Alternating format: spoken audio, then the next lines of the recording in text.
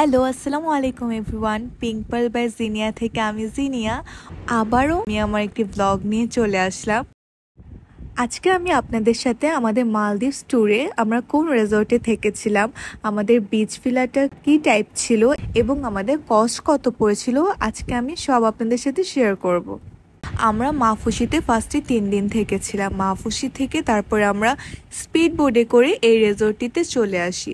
আমাদের এই রিসর্টটির প্যাকেজে speed boat transfer, 2 way and breakfast, lunch and dinner অর্থাৎ ফুল বোট ইনক্লুড ছিল।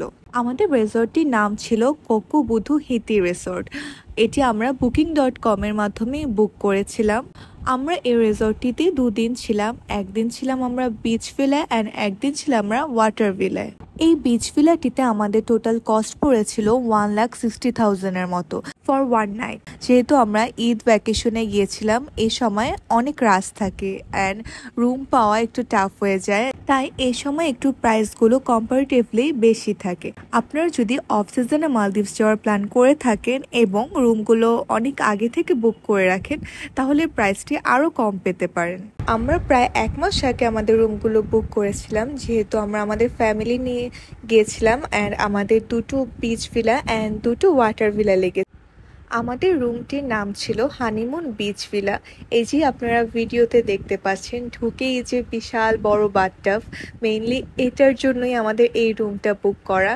আমার আম্মু পাপারও ম্যারেজ অ্যানিভার্সারি ছিল অ্যান্ড আমারও বার্থডে ছিল, তাই আমরা 2টো হানিমুন বিচ ভিলা অ্যান্ড 2টো ওয়াটার ভিলা বুক দিয়েছিলাম, যেহেতু 2টি স্পেশাল ওকেশন ছিল। রুমটি আমরা পিকচার্সে যেমন দেখেছিলাম ঠিক তার থেকে দ্বিগুণ সুন্দর ছিল, অসম্ভব সুন্দর ছিল রুমটি। আমার আরেকটি জিনিস এই রুমে দেখে খুবই ভালো লেগেছিল এবং আমি এটি বুক দিয়েছিলাম, সেটি হলো এই রুমের প্রাইভেট পুল।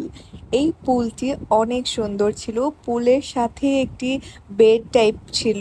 আমার এই জিনিসটি অনেক ভালো লেগেছিল দেখে। আমাদের এই হানিমুন বিচ ভিলার মধ্যে এই জায়গাটি আমার খুব পছন্দের ছিল। রুমের প্রত্যেকটি জায়গায় অনেক নিট অ্যান্ড ক্লিন ছিল, এই জিনিসটি আমার সব থেকে ভালো লেগেছে। যেহেতু হানিমুন বিচ ভিলাটিতে বাথটাবটি ওপেন স্পেসে ছিল এবং শাওয়ার অ্যান্ড ওয়াশরুমটি আলাদা আলাদা সেপারেট ছিল। রুমের পিছন সাইডটিতেও একটি বড় বেলকনি ছিল অ্যান্ড অনেক সুন্দর ছিল। এই জায়গায় কয়েকটি সোফা অ্যান্ড ডিভান ছিল, একটি চেয়ার টেবিল ছিল অ্যান্ড রেস্ট নেওয়ার জায়গা ছিল। অ্যান্ড এটি থেকে বের হলেই আমাদের হচ্ছে বিচ, তো এই জন্য এটি মেনলি হচ্ছে বিচ ভিলা বলে, কারণ রুম থেকে আমরা বারান্দা থেকে বের হয়ে আমরা সরাসরি বিচে চলে যেতে পারবো। তো এটি ছিল আমাদের হানিমুন বিচ ভিলা ট্যুর। আজকের মতো আল্লাহ হাফেজ সবাইকে। অ্যান্ড আমার ভিডিও ভালো লেগে থাকলে অবশ্যই লাইক অ্যান্ড শেয়ার করতে ভুলবেন না।